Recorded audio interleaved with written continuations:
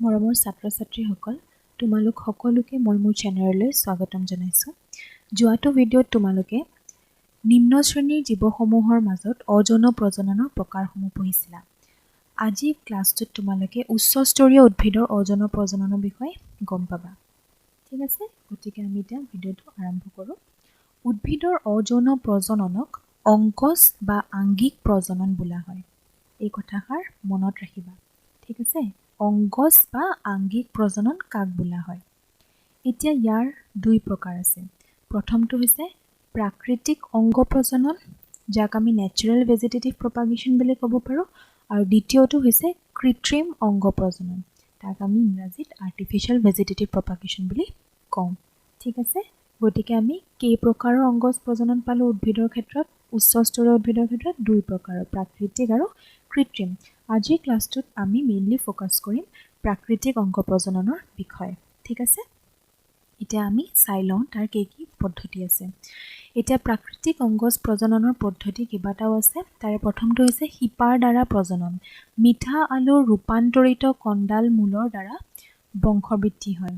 Okay, কণ্ডাল মূল মানে ইংৰাজীত কোৱা হয় টিউবাৰাছ ৰুট বুলি। তাৰে ছবিটো ইয়াতে দিয়া আছে।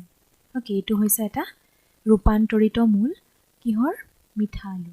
অ'কে, ইয়াৰ দ্বাৰাও প্ৰজনন হ'ব পাৰে। ইয়াৰ উপৰিও ডালিয়া, ভাতকেৰেলা আদি উদ্ভিদৰ প্ৰজনন শিপাৰ দ্বাৰা হয়। গতিকে তোমালোকে উদাহৰণবিলাক মনত ৰাখিব লাগিব, কোনটো ক'ৰ পৰা উৎপাদন হয়। ঠিক আছে, দ্বিতীয়তে আমি চাওঁ মৃদগত কাণ্ড বা আণ্ডাৰগ্ৰাউণ্ড ষ্টেম। মৃদগত ৰূপান্তৰিত কাণ্ডৰ পৰাও উদ্ভিদৰ বংশবৃদ্ধি হয়। যেনে ধৰা পিঁয়াজৰ কণ্ড, আদা আৰু হালধিৰ ৰাইজম, ওলকচুৰ কৰ্ম আদিৰ পৰা নতুন উদ্ভিদৰ সৃষ্টি হয়। ইয়াৰে গোটেইকেইটা উদাহৰণে ছবি ইয়াত দিয়া আছে। ঠিক আছে, এইটো হৈছে পিঁয়াজৰ কণ্ড। ঠিক আছে, মডিফাইড ষ্টেম বুলি কোৱা হৈছে চোৱা। তাৰপিছত আছে আদা আৰু হালধিৰ ৰাইজম। এনেকুৱা ধৰণৰ আমি বস্তু দেখিবলৈ পাওঁ। আদা আৰু হালধিৰ ক্ষেত্ৰত তাক ৰাইজম বুলি কোৱা হয়, আৰু ওল বা কচুৰ ক্ষেত্ৰত কেনেকুৱা ধৰণৰ এনেকুৱা এটা ষ্ট্ৰাকচাৰ পাওঁ, যাক আমি কৰ্ম বুলি কওঁ। ঠিক আছে, গতিকে এইখিনি তোমালোকে মনত ৰাখিব লাগিব। 3 নম্বৰটো হৈছে অৰ্ধবায়ৱ কাণ্ড বা সাবেৰিয়েল ষ্টেম। অৰ্ধবায়ৱ ৰূপান্তৰিত কাণ্ডৰ একে মন ৰাখিবা, যিমানখিনি আমি পঢ়ি গৈছোঁ গোটেইখিনি কিন্তু ৰূপান্তৰিত। ঠিক আছে, গতিকে অৰ্ধবায়ৱো হৈছে ৰূপান্তৰিত কাণ্ড। তাৰ পৰাও উদ্ভিদৰ বংশবৃদ্ধি হয়। যেনে ধৰা টেঙেচি শাক, মানিমুনিৰ ধাবক, মেটেকাৰ খৰ্বধাবক, পদিনাৰ আদিৰ পৰা নতুন উদ্ভিদৰ সৃষ্টি হয়। এতিয়া তিনিটা পিকচাৰ দিয়া আছে, তোমালোকে চিনি পাইছানে বাৰু? এই তিনিটা কি বস্তু? এইটোতো সকলোৱে চিনি পাইছা, এইটো হৈছে মেটেকাৰ ক্ষেত্ৰত। অ'কে, এয়া দেখিছা মাজত কাণ্ড। তাৰপিছত এইটো কিহৰ বাৰু ডায়েগ্ৰাম? এইটো টেঙেচি শাকৰ, হয়নে নাই? এতিয়া টেঙেচি এইটো দেখিছা মাটিৰ ওপৰত এটা কাণ্ড এনেকৈ গৈছে, তাক ইংৰাজীত ৰানাৰ বুলি কোৱা হয়। তাৰপিছত এইটো হৈছে মানিমুনি শাক। মানিমুনি শাকৰ ক্ষেত্ৰতো আমি এনেকুৱা ধৰণৰ এটা কাণ্ড দেখিবলৈ পাওঁ মাটিৰ ওপৰত, হয়নে নাই? তাৰ নাম কি হৈছে? ষ্টলন। ষ্টলন বুলি কোৱা যায়। তাৰপিছত 4 নম্বৰটো হৈছে পত্ৰৰ দ্বাৰা প্ৰজনন। এতিয়া এইটো খুব তোমালোকে কমনলি দেখিবলৈ পোৱা। এই পাতটোৰ নাম কি বাৰু? ব্ৰায়'ফাইলাম, হয়নে নাই? দুপৰ টেঙা। এতিয়া দুপৰ টেঙাৰ পাতৰ দাঁতিত থকা খাজৰ পৰা কিছুমান অস্থানিক মুকুল বা কলিৰ সৃষ্টি হয়। এইবোৰে পিছলৈ নতুন গছ হয়। তোমালোকে দেখিছানে? ইয়াৰ কাষত দেখিছানে এইবিলাক কি হৈছে? এইবিলাক কিছুমান পাতৰ কলিৰ সৃষ্টি হৈছে, আৰু প্ৰত্যেকটো কলিয়ে পিছলৈ এজোপা নতুন গছৰ সৃষ্টি কৰিব। ঠিক আছে, এতিয়া পঞ্চমটো চাওঁ আমি প্ৰজনন কণ্ডিকা বা বালবিল। কেতবোৰ উদ্ভিদৰ কক্ষ মুকুল নাইবা পুষ্পমুকুল সঞ্চিত খাদ্যৰে পৰিপূৰ্ণ হৈ প্ৰজনন কণ্ডিকালৈ ৰূপান্তৰিত হয়। ই এক ৰূপান্তৰিত কাণ্ড মাথোন। ইয়াৰ দ্বাৰা অংগজ প্ৰজনন হয়। উদাহৰণস্বৰূপে কাঠআলু, মোৱালু ইত্যাদি। এতিয়া ইয়াতে দিয়া আছে কাঠআলু এজোপা গছত, এয়া হৈছে প্ৰজনন কণ্ডিকা। ঠিক আছে, সেই প্ৰজনন কণ্ডিকাটোৱে পিছত ডাঙৰ হৈ পেলাই এটা নতুন গছৰ সৃষ্টি কৰিব। ঠিক আছে, গতিকে এইকেইটা আছিলে তোমালোকৰ উদ্ভিদৰ ক্ষেত্ৰত প্ৰাকৃতিকভাৱে হোৱা অংগজ প্ৰজননৰ পদ্ধতিসমূহ।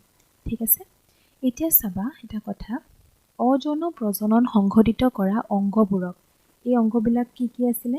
এই ধৰা ৰাইজম, প্ৰজনন কণ্ডিকা, হয়নে নাই? খৰ্বধাবক, দুপৰ টেঙাৰ পত্ৰমুকুল ইত্যাদি। এইবিলাক হৈছে অংগবিলাকক এটা নাম দিয়া হৈছে, সেই নামটো হৈছে আংগিক প্ৰবৰ্ধক।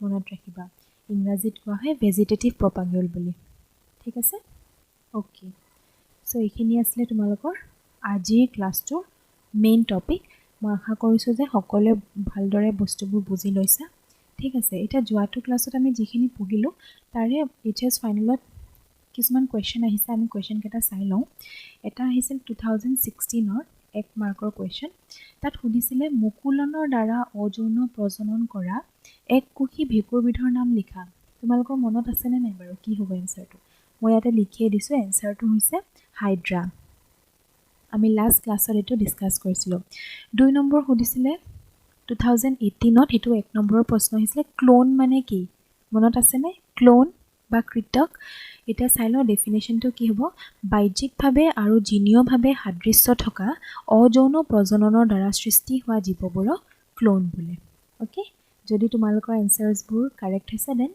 2 মাৰ্ক পাই গ'লা হয়নে নহয় ঠিক আছে এইখিনি আছিলে আজিৰ টপিক নেক্সট ক্লাছত আমি কৃত্ৰিম অংগ প্ৰজননৰ বিষয়ে ডিছকাছ কৰিম ওকে যদি তোমালোকে চেনেলটো মোৰ ছাবস্ক্ৰাইব কৰা নাই দেন ছাবস্ক্ৰাইব কৰি দিবা আৰু লগৰ বন্ধু বান্ধৱসকলৰ মাজতো শ্বেয়াৰ কৰি দিবা okay thank you very much